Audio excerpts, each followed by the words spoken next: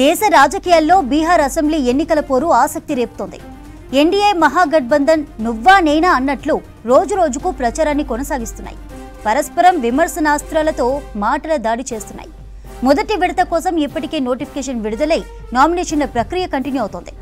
ఈసారి బీహార్ ఓటర్లు ఎవరికి పట్టం కట్టబోతున్నారోనన్న ఉత్కంఠ అందరిలోనూ ఆసక్తి రేపిస్తోంది. ఎన్డీఏ కూటమిలో భాగస్వామ్య పక్షాలైన బీజేపీ, జేడీయూ చెరో 101 స్థానాల్లో పోటీ చేయనున్నాయి. 243 స్థానాలున్న అసెంబ్లీలో లోక్ జనశక్తి 29 చోట్ల, హిందుస్థాన్ ఆవామ్ మోర్చా 6 చోట్ల, ఆర్ఎల్ఎం 6 చోట్ల బరిలో దిగనున్నాయి. సీట్ల పోటీపై 1-2 రోజుల్లో ఇండియా కూటమి నేతృత్వంలోని మహాగఠబంధన్ పొత్తులు కుదిరే ఛాన్స్ ఉన్నట్లు ఆర్జేటీ నేత మనోజ్ కుమార్ ఝా తెలిపారు. సీట్ల విషయమై ఇండియా కూటమి పార్టీల మధ్య ఎలాంటి విభేదాలు లేవని ఆర్జేడీ ఎమ్మెల్యే బాయ్ వీరేంద్ర చెప్పారు. బీజేపీ, జేడీయూ కూటమికి ఓటమి తప్పదన్నారు ఆర్జేడీ నేత మృత్యుంజయ తివారీ. మహాగఠబంధన్ అధికారం చేపట్టడం ఖాయమన్నారు. ఇవాళ పాట్నాలో ఆర్జేడీ, కాంగ్రెస్ నేతలు భేటీ కానున్నారు. ఎన్నికల జాయింట్ మేనిఫెస్టోపై డిస్కస్ చేయనున్నారు. మేనిఫెస్టోను సైతం 2-3 రోజుల్లో మహాగఠబంధన్ కూటమి రిలీజ్ చేయనున్నట్లు నేతలు చెబుతున్నారు.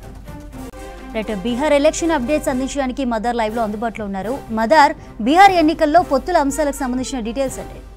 చంద్రిక, బీహార్ అసెంబ్లీ ఎన్నికలకు సంబంధించి ఇప్పటివరకు ఎన్డీఏకి సంబంధించినటువంటి సీట్ షేరింగ్ పైన ఒక కంక్లూజన్ వచ్చింది. నిన్న అఫీషియల్గానే వారు ఎవరెవరు ఎన్ని స్థానాల్లో పోటీ చేయబోతున్నారు ఏంటి అనే దానిపైన ఒక క్లారిటీ ఇచ్చింది.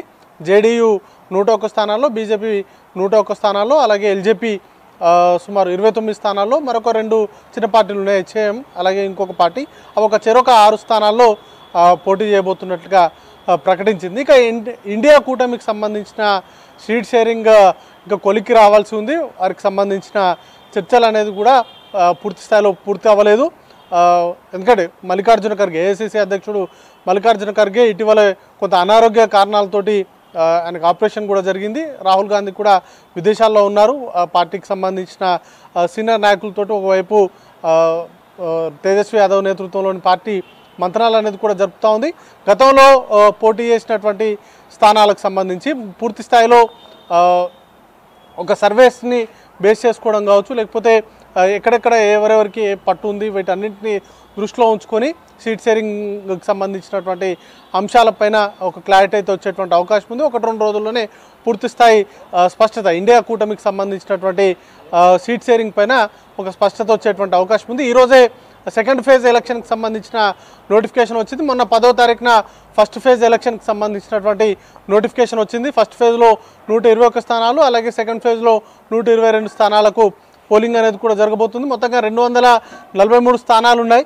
హోరాహోరీ తప్పదు అనేటువంటి సంకేతాలు వస్తున్నటువంటి నేపథ్యంలో సర్వేలన్నీ కూడా ఇండియా కూటమి అలాగే ఎన్డీఏ కూటమికి సంబంధించినటువంటి టగ్ ఆఫ్ వార్ ఉంటుంది.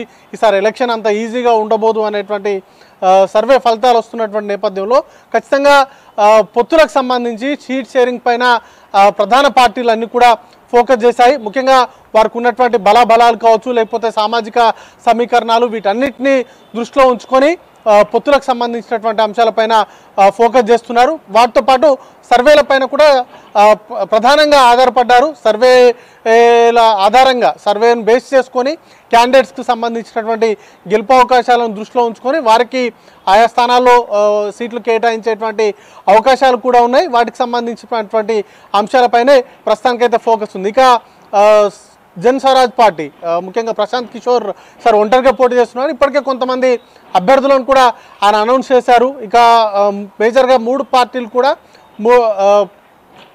మేనిఫెస్టో పైన ప్రధానంగా ఫోకస్ చేశాయి.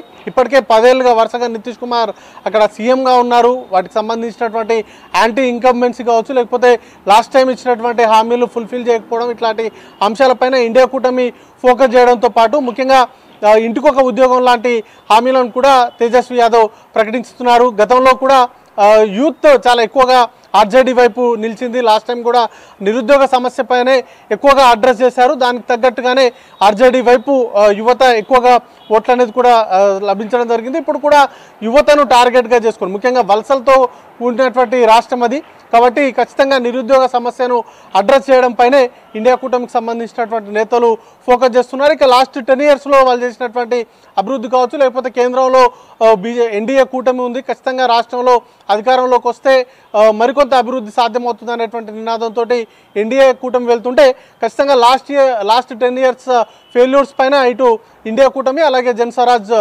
పార్టీ కూడా ఫోకస్ చేసింది. వాటిపైన విస్తృతంగా ప్రజల్లోకి తీసుకెళ్తున్నారు. మరోవైపు ఓట్ చోరీ అంశాలపైన కూడా పెద్ద ఎత్తున ప్రజల్లో చర్చ జరుగుతున్నటువంటి నేపథ్యంలో ప్రస్తుతానికైతే పొత్తులకు సంబంధించి పూర్తి స్థాయిలో ఎన్డీఏకి సంబంధించినటువంటి పొత్తులు ఆల్మోస్ట్ అయిపోయాయి. ఇండియా కూటమికి సంబంధించినటువంటి అంశాలపైన పూర్తి స్థాయిలో సీట్ షేరింగ్ పైన క్లారిటీ అనేది కూడా రావాల్సి ఉంది. చంద్రిక चुनाव के बाद जेडीयू को समाप्त करेगी, ये बात तो सब लोग कह ही रहे हैं श्री तेजस्वी यादव जी लगातार। बाकी दलों को भी घुटने पे ला दिया, हैसियत बता दी। आदरणीय मांझी जी तो खुद ही कह रहे हैं कि इसका खामियाजा भुगतना होगा। आदरणीय उपेंद्र कुशवाहा जी पत्र लिख रहे हैं अपने समर्थकों को। अब स्वाभिमान से समझौता करके अगर कोई कुर्सी के लिए वहाँ रहते हैं तो उनके समर्थक भी जान रहे हैं कि इसे सम्मान ही नहीं है और इस तरह से अपमानित किया छोटे दलों को, सहयोगी दलों को। अब वो लोग जाने, बीजेपी तो मतलब निकल गया तो पहचानती नहीं। अभी तो सीट दे दी है, ये हार का डर है।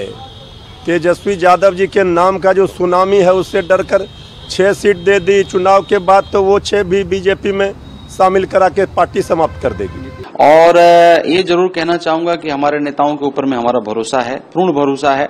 आदरणीय हमारे मल्लिकार्जुन खड़गे जी हैं, आदरणीय हमारे जननायक राहुल गांधी जी हैं, लालू जी हैं, आदरणीय तेजस्वी यादव जी हैं। ये सभी लोगों को के ऊपर में हमारा भरोसा है। हम आप लोगों आपके माध्यम से रिक्वेस्ट करना चाहेंगे कि जितना जल्दी हो सके, अब देरी नहीं करना चाहिए, जितना जल्दी हो सके आप आज तक कल तक इसको मतलब सीट बंटवारा का जो प्रक्रिया है उसको पूरा कर लेना चाहिए और घोषणा कर देना चाहिए।